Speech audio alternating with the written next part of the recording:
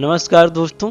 हाल ही में चर्चित रहा संपिंड विवाह। आइए जानते हैं क्या है संपिंड विवाह। ये खून के करीब जो रिश्तेदार होते हैं उन्हीं के बीच में विवाह होता है। ऐसा समझ लीजिए कि आपके माता पिता हैं, फिर आपके जो है उनके बच्चे होंगे, फिर उनके बच्चे होंगे। यदि उनमें से रिश्तेदारी में विवाह होगा और पूर्वज माने जाएंगे, अगर पूर्वज का संबंध मिलता है उनके ही, तब ये विवाह संपिंड विवाह में आएगा। ये चर्चा में इसलिए है क्योंकि भारतीय में जो है आपका हिंदू के मैरिज के लिए एक्ट है, हिंदू मैरिज एक्ट 1955। उसकी धारा 3 के एफ का क्लॉज 2 ये कहता है कि अगर दो लोगों में से एक दूसरे का सीधा पूर्वज निकल जाए, यानी जो वर पक्ष या स्त्री पक्ष है उसमें का सीधा एक पूर्वज निकल जाए उसी के परिवार का, तो यह रिश्ता क्या हो जाएगा, संपिंड माना जाएगा।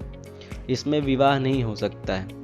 तो हिंदू मैरिज एक्ट में महिला पक्ष के लिए 3 पीढ़ियां रखी गई हैं। जो महिला यानी जो आपका कन्या होगी या फिर जो है आपका जो दुल्हन होगी, उसके माँ की तरफ से 3 पीढ़ी तक वह विवाह जो है नहीं कर सकती यदि माँ का जो है रिश्ता जो है अलग अलग क्षेत्र में उनके रिश्तेदारों में पूरा तक बढ़ता है। आप समझ सकते हैं। और यह स्थिति पुरुष में पिता की तरफ से 5 पीढ़ियों तक नहीं हो सकता, यानी दादा परदादा और उनके जो रिश्तेदार रहे हैं उन्हीं के बेटी से फिर पुरुष वो जो लड़के का है शादी हो जाए तो नहीं हो सकता। यह दिल्ली हाई कोर्ट में मामला था।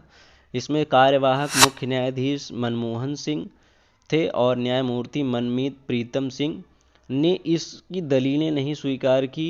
इसका जो कन्या पक्ष था वो दलील लेके गया ये सब, लेकिन इसको स्वीकारा नहीं गया क्योंकि हिंदू मैरिज एक्ट की धारा 3 के एफ क्लॉज 2 में ये बात कहा गया कि किसी भी या फिर दूल्हा या दुल्हन के पक्ष में कोई भी एक दूसरे का पूर्वज निकल गया, संबंध रख गया दादा परदादा भाई बहन में, तो यह विवाह संपिंड माना जाएगा, जो कि हिंदू मैरिज एक्ट का उल्लंघन करेगा।